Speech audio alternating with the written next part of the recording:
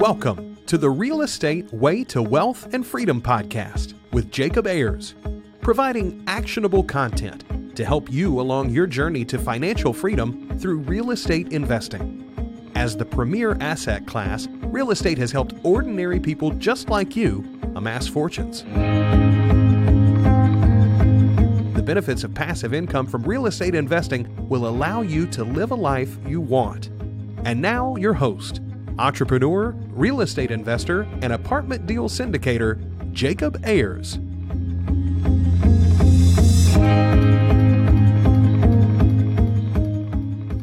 Hi, and welcome to the Real Estate Way to Wealth and Freedom podcast, episode 211. Hi, I'm your host, Jacob Ayers. Thanks so much for tuning in to this week's episode. You are listening to another episode of Friday Fundamentals. Hi, and welcome back.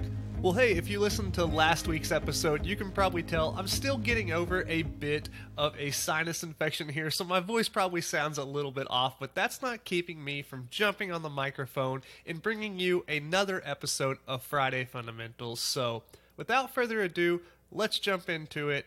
This week's Friday Fundamental is how to analyze a market. When looking at real estate investing, there are a lot of things one should look at. Property type, age, construction type, deferred maintenance, value add opportunities, etc. But none of those is the most important factor.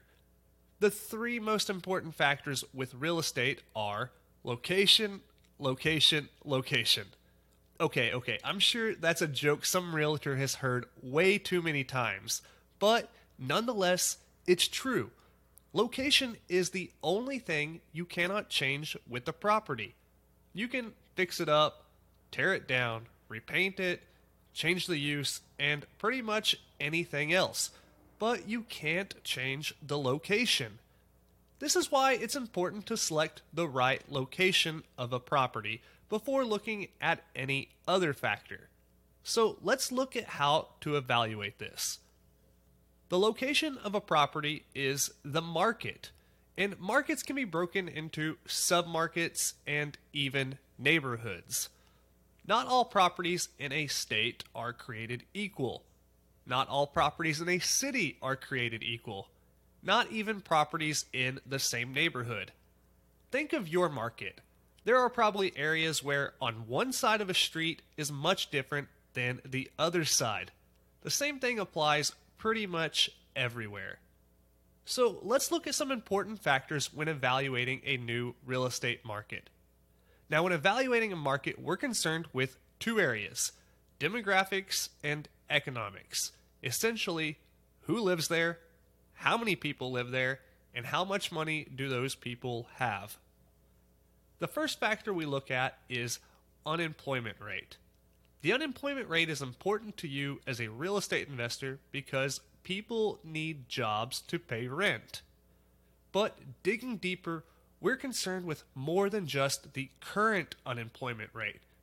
We want to see a positive trend or a lower unemployment rate.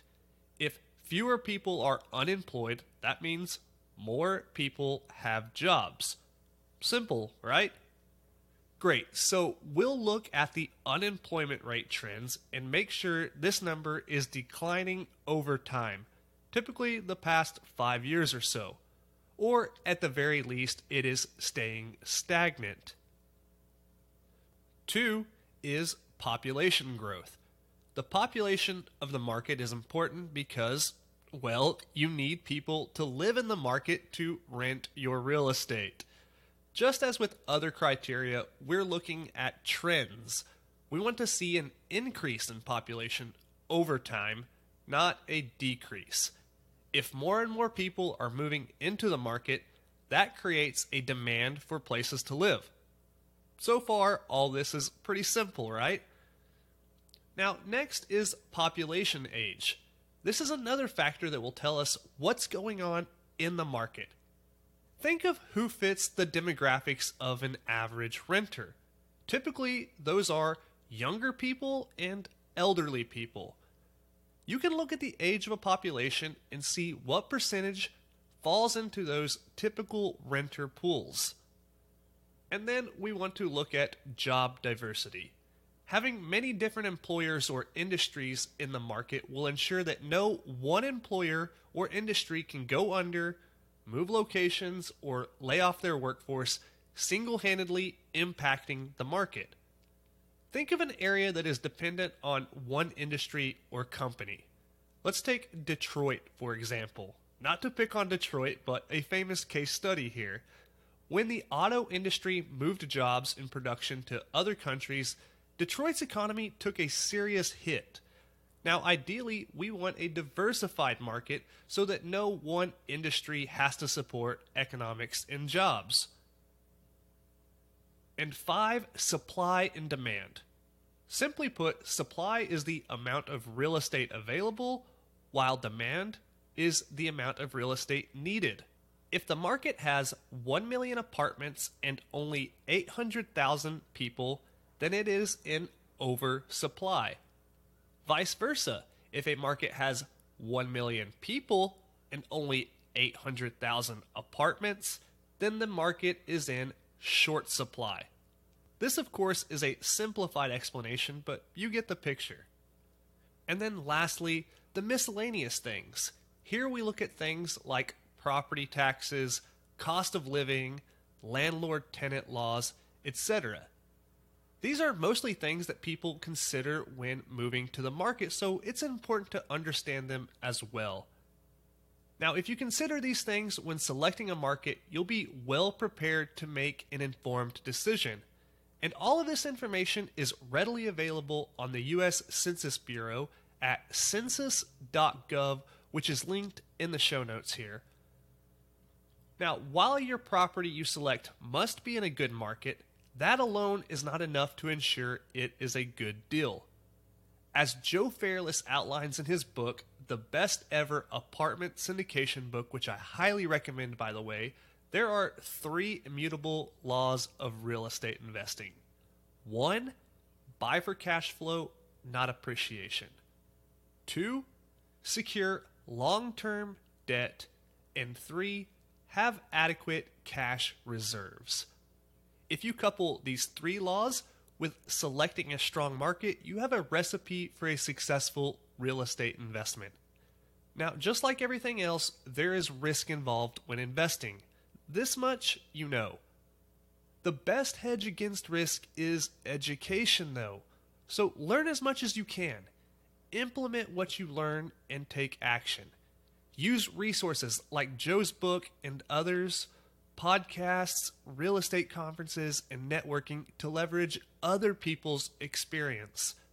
Do these things, and you'll be well on your way to building a real estate portfolio that gives you the wealth and freedom to live the life you want. Well, that wraps up this week's episode of Friday Fundamentals. Hey, I hope you're getting value from this show. If you like what you heard, please go over and leave a rating and review on whichever platform you're listening on. And as always, if you have any questions, comments, or would like to reach out to me personally, you can do that at www.jacobayers.com. Till next week, engineer the lifestyle you want. You've been listening to the Real Estate Way to Wealth and Freedom podcast, providing you actionable content to build your real estate empire. Nothing on this show should be considered specific, personal, or professional advice. Please consult an appropriate tax, legal, real estate, financial, or business professional for personal advice. The opinions of guests are their own. Information is not guaranteed. All investment strategies have a potential for profit or loss. The host is operating on behalf of the Real Estate Way to Wealth and Freedom, LLC, exclusively.